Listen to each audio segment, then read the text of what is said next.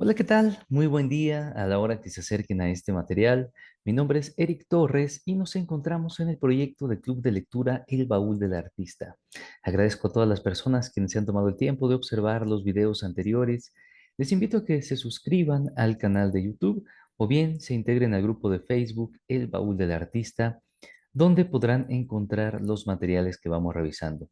Recuerden que pueden hacer sugerencias sobre lecturas que les gustaría escuchar en este espacio o simplemente seguir los videos y compartir los enlaces con el hashtag El Baúl del Artista, de tal manera que este material viaje lo más posible y llegue a donde tenga que llegar.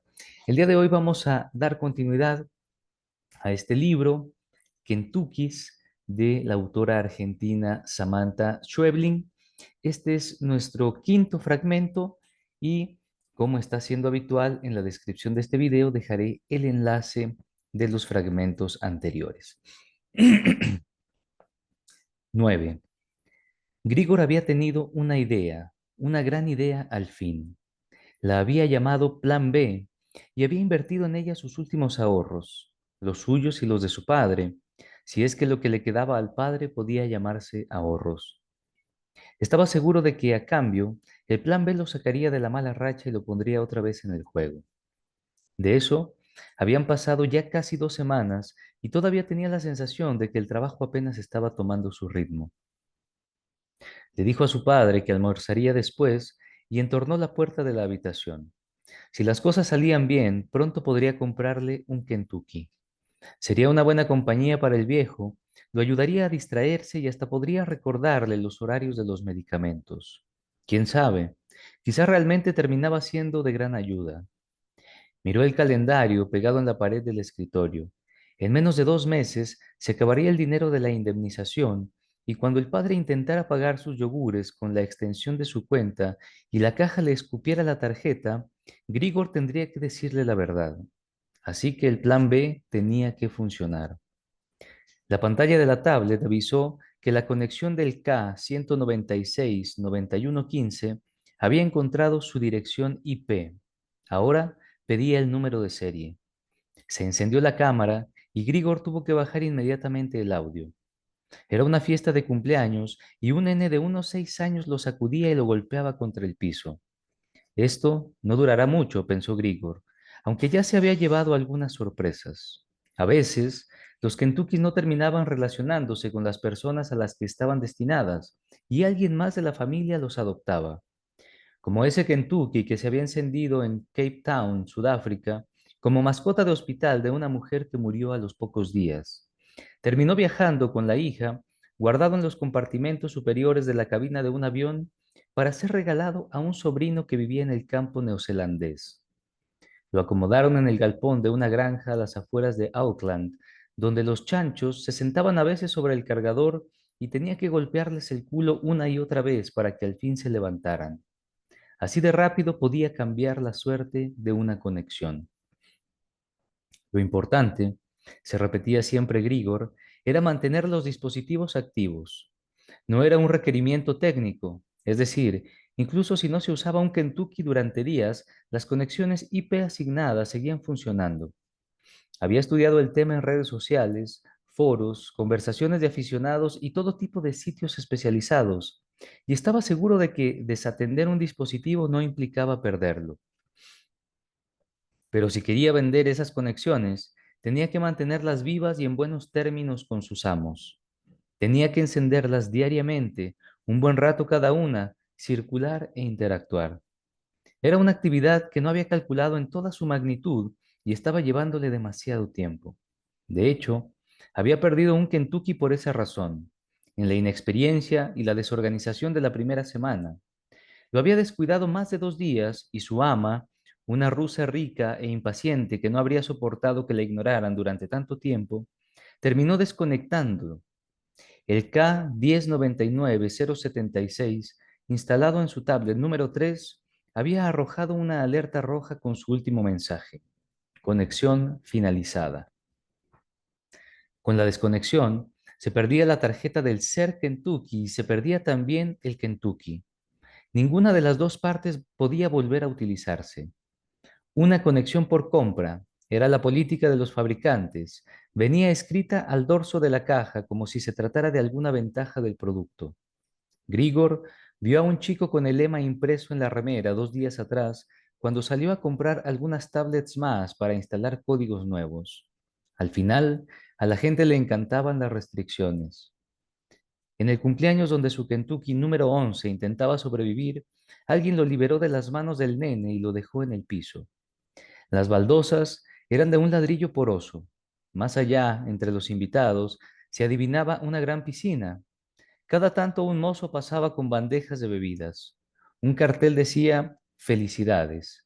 Grigor creía que era español. Se movió entre los invitados. Alguien lo seguía un poco más atrás, a sus espaldas. Cada tanto lo levantaban, lo giraban, y cuando volvían a dejarlo en el suelo, la cámara apuntaba otra vez en dirección al nene, que de todas formas ya no le prestaba ninguna atención y estaba entretenido abriendo otros regalos. Estoy en Cuba, pensó Grigor. Era algo que le hubiera gustado que pasara desde el primer Kentucky que había encendido. Si hubiera podido elegir un lugar, habría elegido La Habana o alguna playa de Miramar. Eran sitios en los que nunca había estado, así que no perdía nada imaginándoselos. Un perro lo olisqueó y le empañó la cámara. En su cuarto, Grigor abrió su carpeta y empezó a llenar una nueva planilla. Las había diseñado él mismo, el día 1 del Plan B. Había impreso 50 y tenía planeado imprimir muchas más. Anotó el número de serie que el programa le había asignado y la fecha. Dejó en blanco los casilleros, tipo de Kentucky y ciudad del Kentucky. A veces llevaba varios días de uso averiguar estas cosas. Hizo sus primeras anotaciones en características generales: clase alta, entorno familiar con empleados domésticos, piscina, varios coches, posible zona rural, ecuatorial, de habla hispana. Había música, demasiado ruido y demasiadas voces, así que el traductor no lo ayudaba en nada. Grigor abrió el último cajón y contó cuántas tarjetas le quedaban por activar. Solo 9. Si el plan B salía bien, pronto tendría dinero para comprar más conexiones y más tablets. Se sentía confiado. Tenía un horario, le dedicaba unas 8 horas al día. Tenía un sistema. Ya administraba unos 17 Kentuckys, lo que imponía cierto orden. Y aunque se había decidido a subir bastante los precios, seguían llegándole consultas y sabía que pronto las ventas se dispararían. Los 3 primeros los había dejado ir a precios muy bajos. Era el derecho de piso que tenía que pagar y ahora el negocio empezaría a crecer. Su padre dio unos golpecitos suaves en la puerta y entró. Estaba viejo y aún así seguía siendo un hombre alto y grandote. Traía un vaso de plástico en cada mano y dejó uno sobre el escritorio frente a Grigor. Es yogurt, hijo. Se sentó en la cama con el otro vaso. Grigor había intentado explicarle qué era lo que estaba haciendo, pero su padre no terminaba de entenderlo. Cuando estas cosas nuevas entran al mercado, le había dicho, hay que aprovechar el bache legal antes de que se regule. ¿Es que es algo ilegal, hijo? Ilegal era una palabra que alarmaba a la generación de su padre, un término sobrevalorado que además ya sonaba anticuado. No hasta que esté regulado, dijo Grigor. Su primo había juntado bastante dinero haciendo entregas anónimas con drones, pero eso no había durado mucho tiempo. Tarde o temprano aparecía alguien con más capital y mejores contactos. Regular no era organizar, sino acomodar las reglas a favor de unos pocos. Las empresas se apoderarían pronto del negocio que había detrás de los Kentuckys y la gente no tardaría en calcular que, si se tiene el dinero, mejor negocio que pagar $70 por una tarjeta de conexión que se encendería al azar en cualquier rincón del mundo. Mejor era pagar 8 veces más para elegir en qué lugar estar.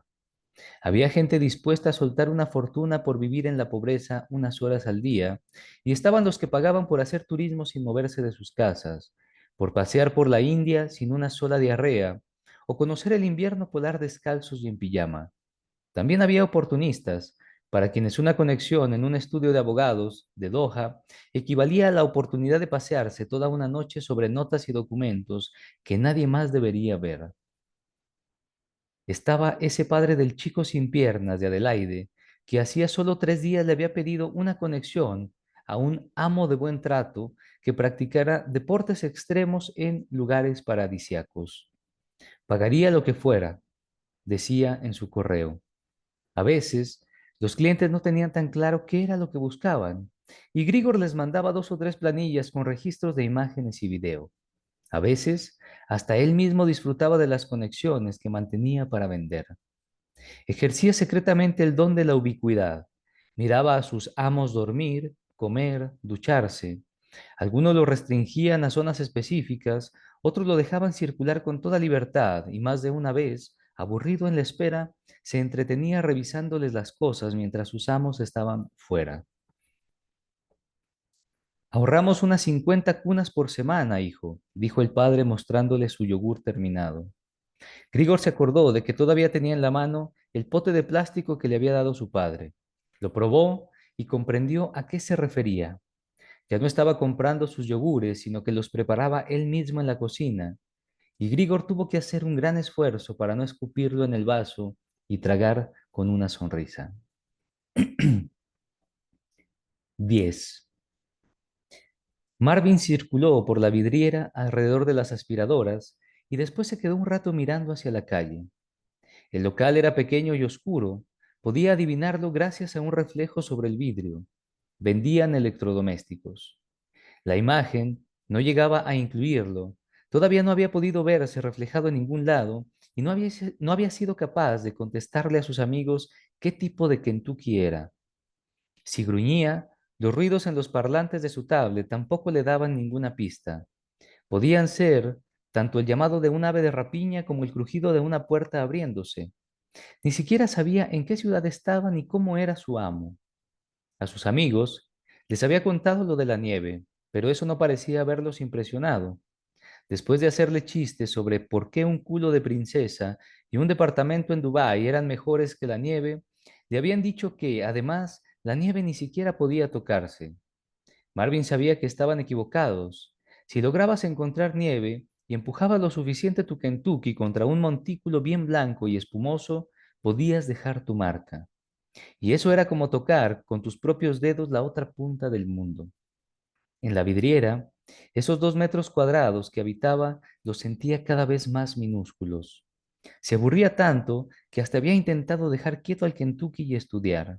Al fin y al cabo, los libros estaban ahí, tan toscos y permanentes que a veces Marvin jugaba a abrirlos despacio, como reliquias de una civilización anterior. Pero siempre volvía al Kentucky, a esa eterna noche oscura donde casi nunca pasaba nadie. Una vez, un señor mayor se detuvo para verlo y él hizo girar al Kentucky sobre su eje para un lado y para el otro. El hombre aplaudió, festejó tan escandalosamente que a Marvin le pareció que estaba borracho. Y luego, otra vez, vino un chico más grande que él, uno que nunca le hubiera prestado atención si fueran compañeros de colegio. Pasó y golpeó el vidrio con su anillo a modo de saludo. Le guiñó un ojo y siguió calle arriba. Pasó de nuevo al día siguiente y al siguiente. A Marvin le gustaba ese chico y el sonido que hacía su anillo contra el vidrio cada vez que lo saludaba. ¿Pasaría solo para verlo a él? Una noche, después de que las luces principales de la vidriera se apagaran, alguien levantó al Kentucky. Por un momento Marvin lo vio todo: las estanterías llenas de radios, batidoras, máquinas de café, el mostrador y los pisos brillantes. Era un lugar chico, tal como él había supuesto, aunque atiborrado de plantas y mercadería. Dejaron al Kentucky sobre una mesa que parecía ser la única, justo al centro del local, y verlo completo al fin le causó una excitación insólita. Buscó desesperado un reflejo en el que mirarse y descubrir qué tipo de animal era. La mujer que lo había sacado de la vidriera era grandota y vieja, se movía de un lado a otro diligente, acariciando con una gamuza las cosas que la rodeaban. Abrió una puerta lateral de la vidriera que Marvin nunca había visto abrirse y sacó también las aspiradoras. Inclinada sobre la caja, por un buen rato apenas pudo ver sus piernas y las plumas grises de un plumero asomarse, a veces del otro lado. Sobre la pared del mostrador, 7 relojes marcaban la 1:07 de la madrugada. Marvin se preguntó qué haría la mujer limpiando a esa hora, si sería la dueña del lugar o si solo se ocuparía de la limpieza. Recordó a su madre diciendo que nadie limpia la mugre propia como uno mismo, y esa mujer parecía muy comprometida con el trabajo. La vio incorporarse, dejar el plumero sobre la mesa y volver a levantar la gamuza. Entonces, Marvin intentó su show. Dio vueltas sobre la mesa, abriendo y cerrando sus ojitos, haciendo ese graznido grave y triste. La mujer se volvió para mirarlo. Marvin se sacudió un poco sobre su eje, de un modo que él imaginaba como la sacudida de un perro para quitarse el agua, y se arrimó hasta el borde de la mesa.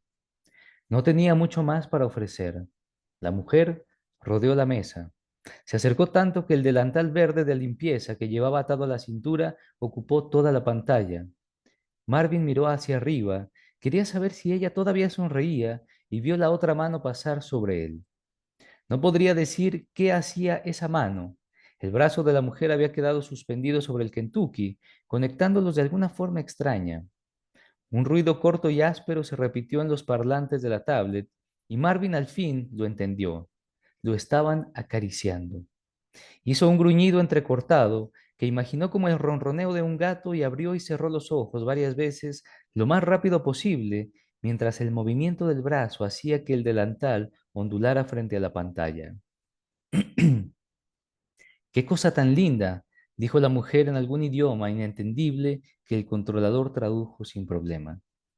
Así vestida y hablándole con tanta ternura, le recordó a la mujer que limpiaba su propia casa, esa casa demasiado grande, de antigua, llena de adornos que habían sido de su madre y ya nadie se animaba a quitar. Pero esa mujer cuidaba a Marvin como a otro adorno huérfano. La mujer del delantal verde, en cambio, lo había tocado. Le había rascado la cabeza con el amor sincero con el que se rasca a los cachorros, y en cuanto lo soltó, Marvin giró reclamando más. Entonces, la mujer acercó su rostro hacia él, su cara inmensa ocupó toda la pantalla y le dio en la frente su primer beso.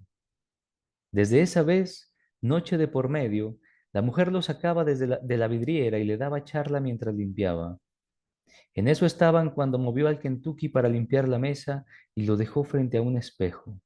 Fue solo un segundo. En su escritorio Marvin gritó y levantó los brazos hacia el techo, los puños cerrados como festejando un gol. Soy dragón. Era lo que siempre habría querido y lo repitió muchas veces. Soy dragón, sentado en su escritorio, de pie frente a la foto de su madre, y al día siguiente en cada recreo del colegio. En la casa de electrodomésticos al fin pasaban algunas cosas. La mujer solía llegar furiosa.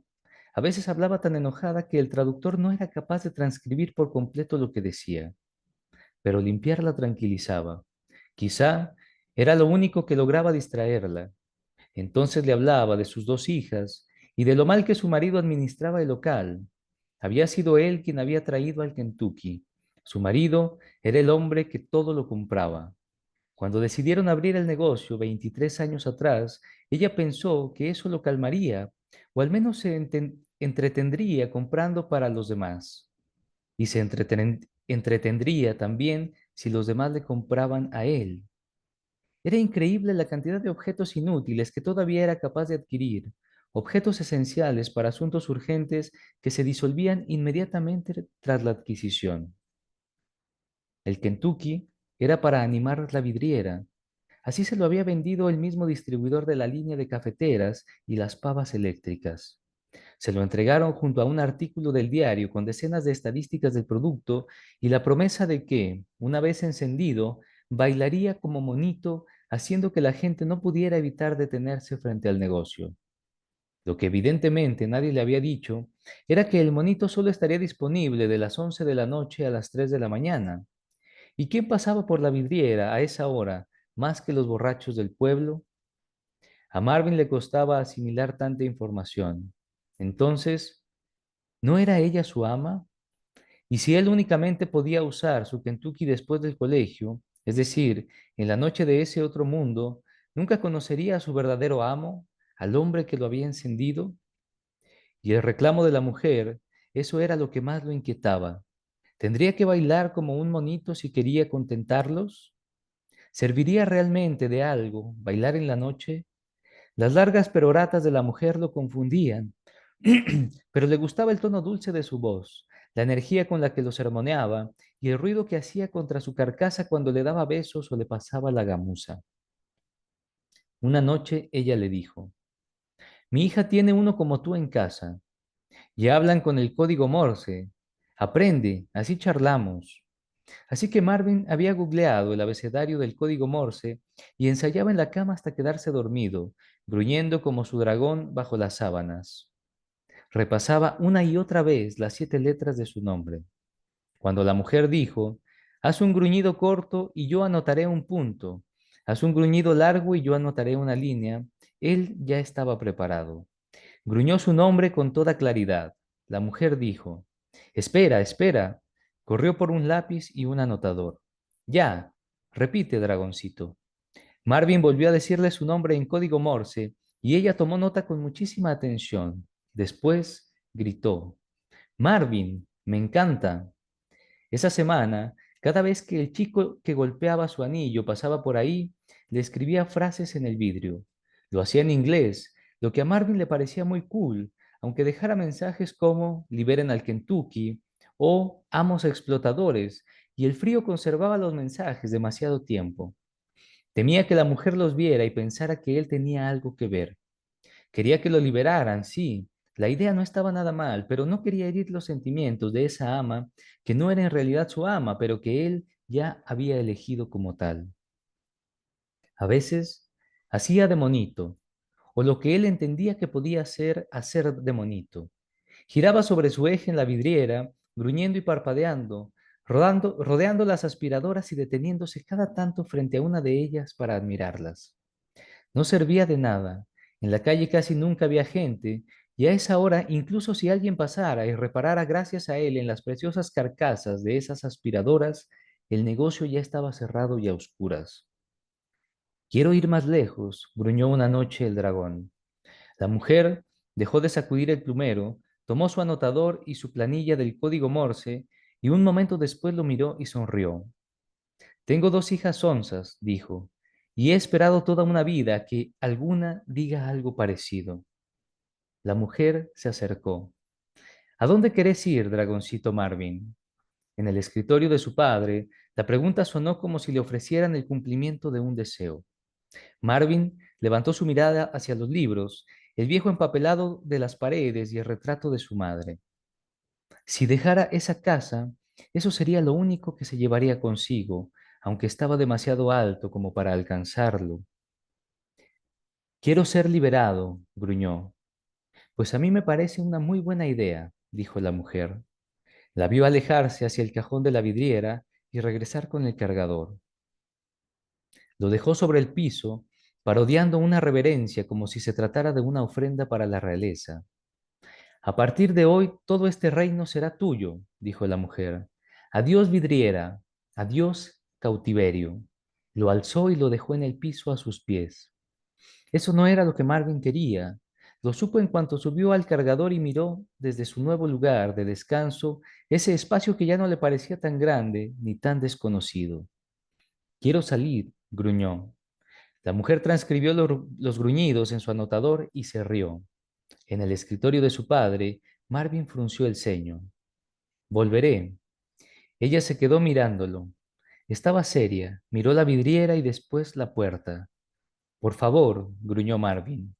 Como si se hubiera aburrido repentinamente de él, la mujer dejó el anotador en la mesa y se alejó con el plumero. Estuvo limpiando un rato, luego regresó, se agachó frente al dragón y le dijo, está bien. Y lo que dijo a continuación le hizo pensar a Marvin que quizá ella también había estado considerando una liberación. Quizá algunos amos hacían para sus Kentuckys lo que no podían hacer para sí mismos. Voy a dejarte fuera del negocio, sobre tu cargador, pero bajo la escalera de la galería, dijo la mujer. Lo levantó y lo puso junto a la caja registradora. Solo puedes salir de noche. Quiero verte ahí cada mañana para poder acomodarte en la vidriera antes de que él llegue. O se dará cuenta. ¿Es un trato? El dragón hizo 3 gruñidos cortos, un pequeño silencio y 2 cortos más. La mujer abrió la caja y sacó una de las etiquetas para regalo que guardaban junto al dinero. Se la mostró a la cámara para que él pudiera leerla. Debajo del logo, en letras doradas, estaban la dirección y el teléfono del negocio, y luego se la pegó detrás, quizás cerca de las ruedas traseras. Si algo pasa, dijo la mujer, y volvió a ponerlo en el suelo, busca a alguien bueno que pueda devolverte. Antes de dejarlo bajo la escalera, le dio un último beso en la frente. Bien, vamos a dejar nuestra lectura hasta aquí. Este es el quinto fragmento de Kentucky's de Samantha Schweblin. Ojalá que lo disfruten. Gracias.